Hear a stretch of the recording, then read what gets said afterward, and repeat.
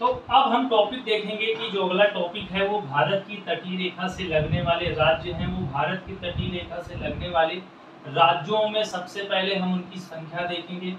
इससे पहले मैप देखेंगे। एक मैंने मैप बनाया है, जैसे आप लोग भी एक अपने बुकलेट में पहले मैप बनाएं।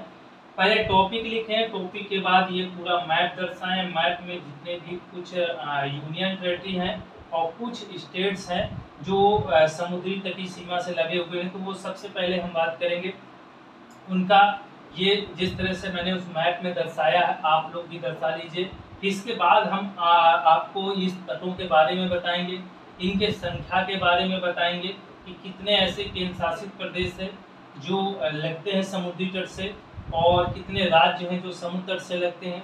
फिर इनकी जो राज्य लगते हैं उनको याद करने का कैसे ट्रिक है। जैसे गुजरात बड़ा है, फिर आंध्र प्रदेश बड़ा है, तो उनको और क्रम में कैसे लगाया जाए। जैसे क्वेश्चन में पूछ लिया जाए तो उनको क्रम में सीरीज में सेट करो, तो कैसे आप सीरीज में सेट कर पाएंगे। तो मैं आपको याद करने की ट्रिक बताऊंगा, ठीक है, दोनों की, केंद्र शासित प्रदेश की भी और इसके भी। तो आप लंबाई का क्रम कंफर्म हो जाएगा, क्योंकि लंबाई तो नहीं पूछे जाएगी मगर क्रम पूछा जा सकता है बड़े से छोटे के लिए, ठीक है। इतनी बात हम लोग आज करेंगे। तो सबसे पहले हम बात करेंगे, पहला पॉइंट होगा आपके सामने कि मुख्य भूमि से तट रेखा की लंबाई पहले देखिए। तट रेखा की लंबाई, अब ये जो तट रेखा है इसकी लंबाई कितनी है, तो इसकी जो लंबाई है वो है 6100 किलोमीटर। कितनी है? 6100 किलोमीटर। यदि हम इस पर प्लस करके द्वीप समूह, अभी हम नहीं करेंगे, तो दूसरा पॉइंट लिखेंगे, इसमें लिखेंगे कि चलो दूसरे पॉइंट में लिखे दे रहे हैं, मुख्य भूमि प्लस द्वीपीय भाग, द्वीपीय भाग, ठीक है। ये द्वीपीय भूमि से मुख्य भूमि तथा द्वीपीय भूमि सहित तट रेखा की लंबाई, तट रेखा की लंबाई। तो तट रेखा की जो लंबाई होगी वो 6100 किलोमीटर और प्लस जोड़ देंगे तो पूरा आ जाएगा आपके पास 7516.6 किलोमीटर, ठीक है। कितना आ जाएगा? 7516.6 किलोमीटर। आप 61 के बाद आपको 8 घर बचे, 8 5 13, 1316.6 ये द्वीपीय भूमि की लंबाई है ना, ठीक है। तो ये क्लियर हो जाएगा। ये क्वेश्चन कई बार एग्जाम में पूछा गया है कि यदि हम मुख्य भूमि से तट रेखा की लंबाई ज्ञात करें तो 6100 किलोमीटर, यदि हम मुख्य भूमि से और द्वीपीय भूमि को सहित मिला दे तो तट रेखा की लंबाई, कोस्टल लाइन की जो लेंथ है वो कितनी हो जाएगी कोस्टल लेंथ के, तो 7516.6 किलोमीटर हो जाएगी।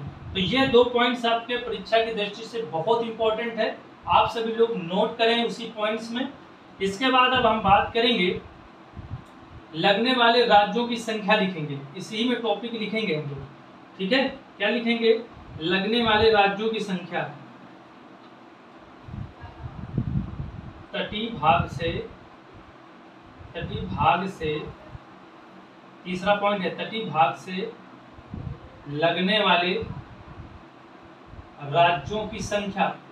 अब तटीय राज्यों की जो संख्या है वो कितनी है, तो सबसे पहले हम बात करेंगे 9 है। गिन लेते हैं।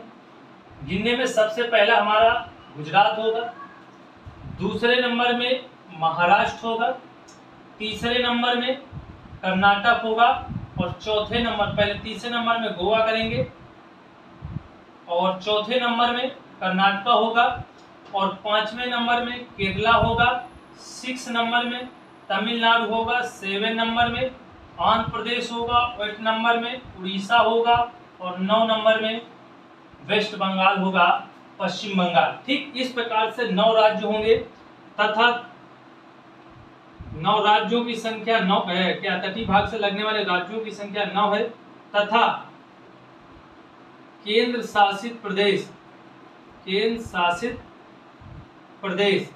अब केंद्र शासित प्रदेशों में, केंद्र शासित प्रदेश में कौन कौन है? केंद्र शासित प्रदेश की संख्या, तो यूनियन टेरिटरी की कितनी नंबरिंग है देखो, तो इसमें है 4, ठीक है, कितनी है? 4। अब वो 4 हम आपको गिना दे रहे हैं। पहला हो जाएगा दादर नागर हवेली और दमन दीव, मर्ज है ये। दूसरा हो जाएगा लक्षद्वीप, तीसरा हो जाएगा पुदुचेरी, और चौथा हो जाएगा अंडमान निकोबार। इस प्रकार से 4 केंद्र शासित प्रदेश हैं जो भारत की तटीय सीमा के साथ लगते हैं, यूनियन टेरिटरी। तो 9 4 कुल मिलाकर 13 ऐसे हैं जो भारत की तट रेखा के साथ अपनी जो है समुद्री सीमा को साझा करते हैं। अब हम बात करेंगे सबसे पहले उन 9 राज्य आपको लिखेंगे, 9 है। तो पहला नंबर राज्य, पहले हम लिखेंगे राज्य। तो राज्य में हम सबसे पहले क्या लिखेंगे? तो राज्य में हम लिख लेते हैं सबसे पहले गुजरात, गुजरात। दूसरे नंबर में गुजरात के बाद हम लोग लिखेंगे महाराष्ट्र, महाराष्ट्र। तीसरे नंबर में लिखेंगे गोवा, गोवा ऐसे करके लिखते जाना हमको। चौथे नंबर में गोवा के बाद हम लोग क्या लिखेंगे? कर्नाटक, कर्नाटक के बाद लिखेंगे 5वें नंबर में केरला, केरल। और 6 नंबर में हम लोग लिखेंगे तमिलनाडु, तमिलनाडु। और 7 नंबर में लिखेंगे तमिलनाडु के बाद आंध्र प्रदेश। फिर इसके बाद 8वें नंबर में लिखेंगे उड़ीसा,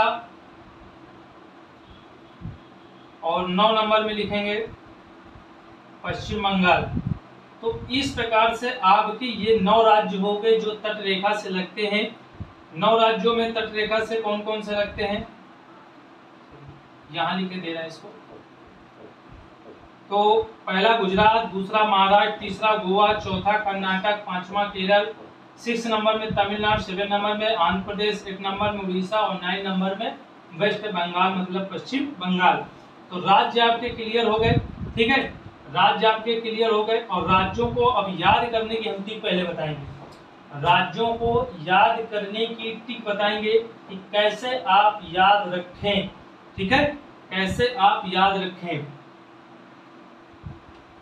मतलब याद करने की ट्रिक है बड़े से छोटे, बड़े से छोटे मतलब उनकी जो अंतरराष्ट्रीय सीमा की लंबाई है जो है, मतलब समुद्री लंबाई है, वो बड़े से छोटे है ना। तो बड़े से छोटे देखो, तटीय राज्यों को याद करने की ट्रिक, करने की ट्रिक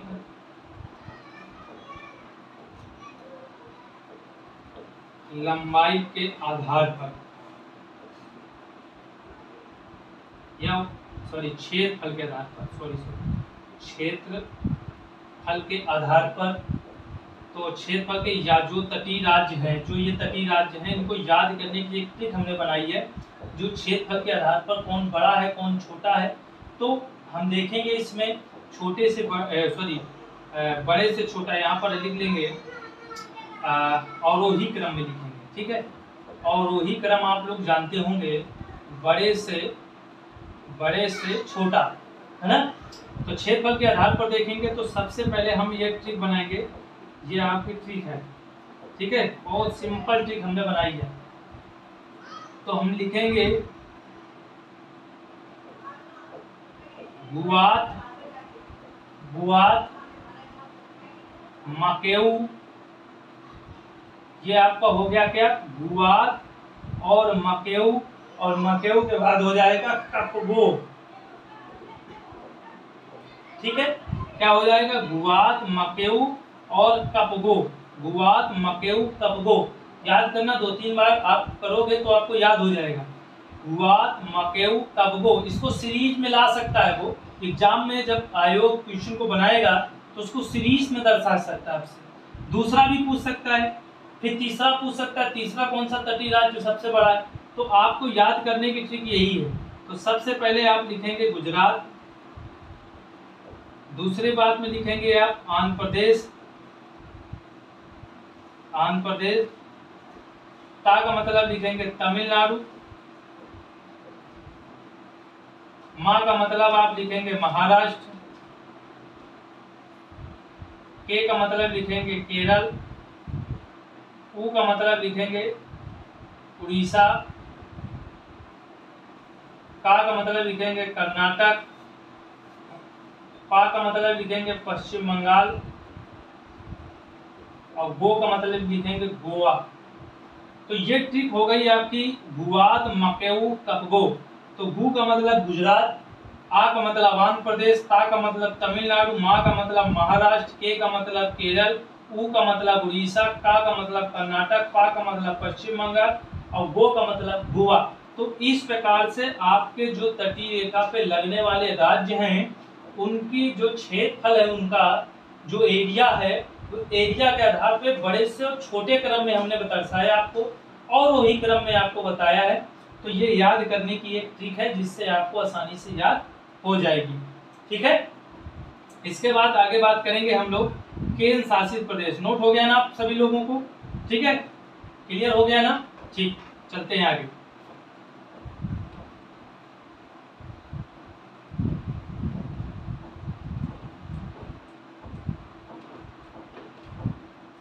अब आगे देखते हैं केंद्र शासित प्रदेशों की संख्या कितनी है? 4 है। अब वो 4 के हम के पहले नंबर हम नोट करेंगे, वो 4 केंद्र शासित प्रदेश कौन से होंगे। इस पर ये पॉइंट है आपका, वो केंद्र शासित प्रदेश कौन से होंगे। तो केंद्र शासित प्रदेश की संख्या है 4। तो सबसे पहला होगा अंडमान निकोबार पहले नंबर में। दूसरे नंबर में हम लिखेंगे दादरा नागर हवेली।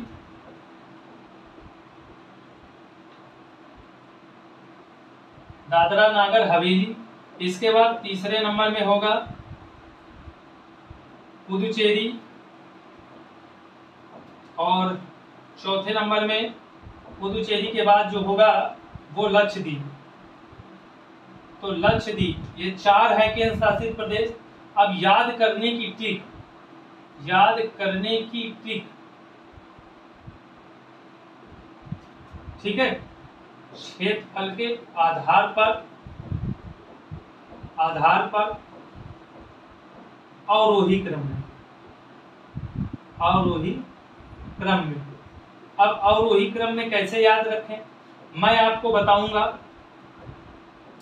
देखो ठीक है, ये अंडा ला पुद्दू दादा, अंडा ला पुद्दू दादा।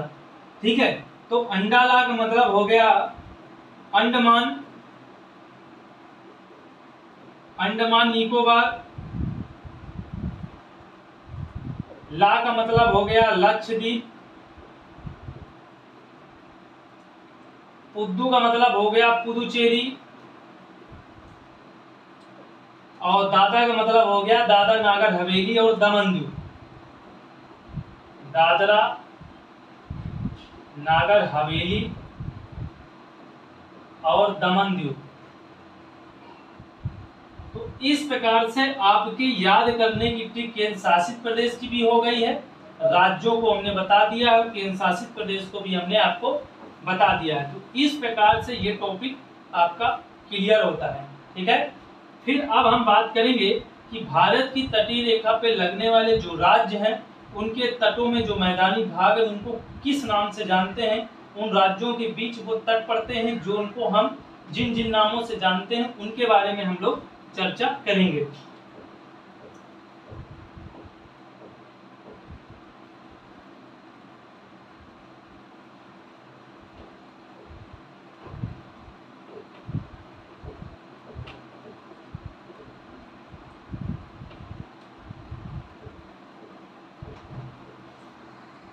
सबसे पहले भारत की तटीय रेखा से लगने वाले जो राज्य करें, भारतीय तटों के नाम।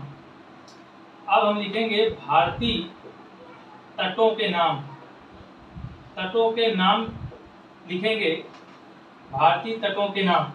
तो आपको मैं बता दूं कि इस जगह पर जो है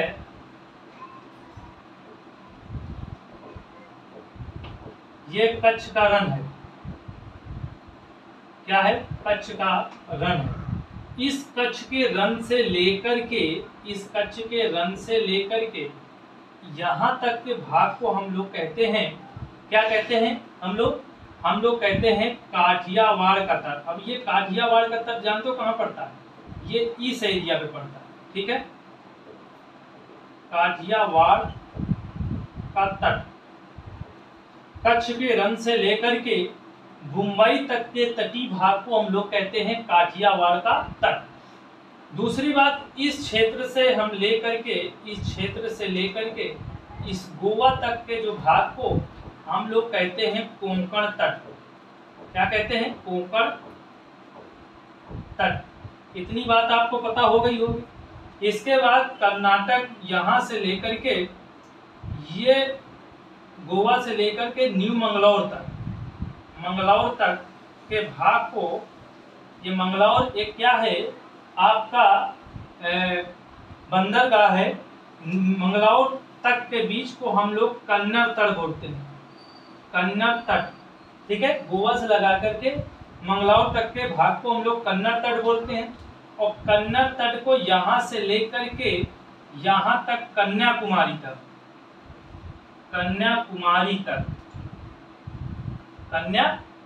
तक, ठीक है।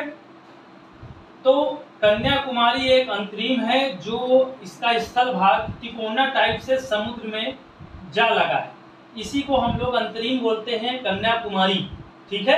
केप कामोरिन, केप शब्द यही वर्णन किया जाता है जो स्थल का भाग, किनारा, बिल्कुल छोटा सा किनारा भाग समुद्र में जाके जा मिले, उस भाग को हम लोग केप कहते हैं इंग्लिश में, ठीक है। तो ये भाग को हम लोग कहते हैं मालाबार तट। और याद करिए, सबसे ज्यादा क्वेश्चन आया है पेपर में, देखिए वनडे एग्जाम जितने भी हुए वहां मालाबार तट पूछा गया है किन दो राज्यों के बीच है। तो माला जो बार तट है वो केरल राज्य में पड़ता है। तो मालाबार तट ये जो है न्यू मंगलौर से कन्याकुमारी तक। अब ये कन्याकुमारी से, अब आपको बता दें, यहाँ पर कृष्णा नदी के तट पर एक पुलिकट झील है, पुलिकट झील, ठीक है। और ये तमिलनाडु को आंध्र प्रदेश की सीमा पर पड़ता है पुलिकट झील। और पुलिकट झील से लेकर के इस वाले भाग को हम लोग क्या कहते हैं? इस वाले भाग को हम लोग तट रेखा क्या कहते हैं दोस्तों? कोरोमंडल। क्या कहते हैं? कोरोमंडल। क्या कहते हैं? कोरोमंडल। कोरोमंडल अभी यूपीपीएसएस में क्वेश्चन पूछा गया है कि ऐसा तट जहां पर लौटते हुए मानसून, जब दक्षिणी पश्चिमी मानसून लौटता है सर्दियों के मौसम में, तो उस समय लौटते हुए मानसून में वर्षा किस तट में होती है? तो वो कोरोमंडल के ही तट में सर्वाधिक वर्षा होती है। तो पुलिकट झील से कोरोमंडल के जो तट है उस भाग को हम कहते हैं, कन्याकुमारी तक के भाग को कोरोमंडल तट। इसके बाद ये पुलिकट झील से लेकर के महानदी